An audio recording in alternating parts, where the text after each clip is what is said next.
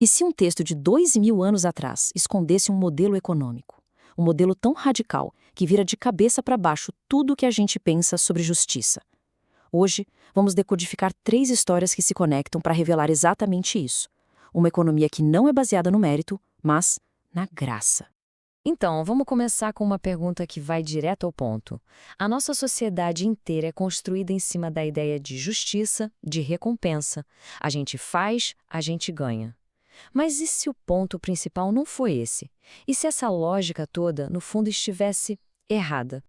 E olha, tudo começa com essa pequena moeda de prata, o denário.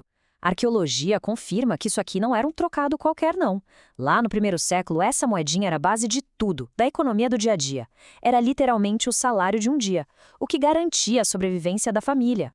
Pois é, e é justamente essa moeda que se torna o centro de uma baita controvérsia, usada numa história que parece ter sido feita de propósito para explodir a nossa lógica de mérito e recompensa.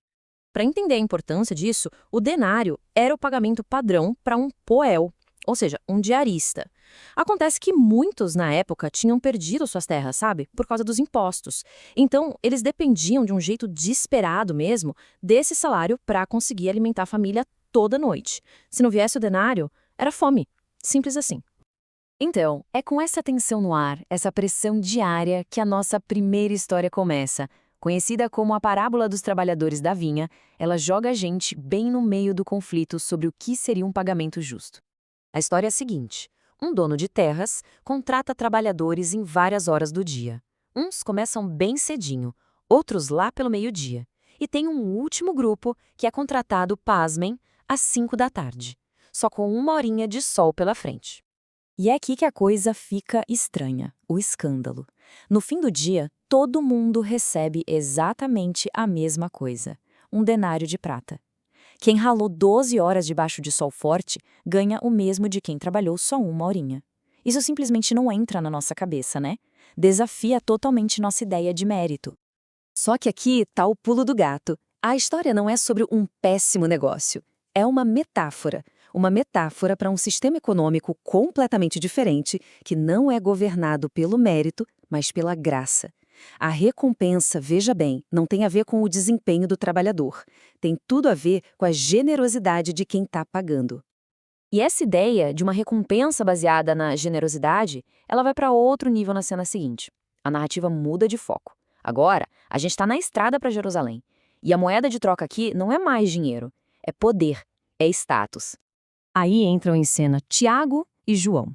Eles tinham até um apelido, Filhos do Trovão, que já diz muito sobre o temperamento deles, né? Impetuosos, ambiciosos, e eles chegam com um pedido bem ousado. Querem os melhores lugares, os assentos de maior honra e poder no reino que eles acham que está prestes a chegar. Só que a resposta de Jesus vira essa lógica de poder de cabeça para baixo. Ele apresenta uma visão radical. Um reino onde a grandeza não se mede por quem é servido, não. Se mede por quem serve. E essa inversão de valores, essa troca de poder por serviço, ela fica super clara na próxima parada da viagem, a cidade de Jericó. E lá, o contraste, nossa, o contraste social e físico não podia ser mais gritante. Olha que interessante, a arqueologia mostra que a Jericó da época era uma cidade de luxo, reconstruída por Herodes, cheia de palácios, jardins. Mas a Jericó que Jesus encontra é outra. É a Jericó das margens, a dos mendigos cegos, dos excluídos que ficavam sentados na beira da estrada, completamente invisíveis para a elite. E o que ele faz? Em vez de ir direto para os palácios, Jesus para a comitiva inteira. Tudo por causa de 2 homens que a sociedade tinha simplesmente descartado. Ele mostra, na prática, que o poder de verdade não está na autoridade, na pompa, está na compaixão, aquela que devolve a dignidade para quem foi esquecido. Ok, então agora vamos juntar as peças. Como é que esse pedido por poder e esse encontro em Jericó ajudam a gente a resolver o quebra-cabeça daquele pagamento que parecia tão injusto lá na vinha? Vamos voltar para a nossa pergunta lá do começo. Agora, com esse contexto todo, o pedido de poder, o encontro em Jericó, a gente consegue olhar para aquela parábola com outros olhos. Será que o pagamento foi mesmo injusto? E aqui está a grande virada de chave. O ponto extraordinário é este. Aquele denário não era um bônus por performance, era um mínimo do mínimo. O essencial para uma família sobreviver por um dia. Pagar menos que isso para quem chegou por último seria, na prática, condenar aquela família à fome. Percebe? A economia que está sendo apresentada aqui é radicalmente diferente.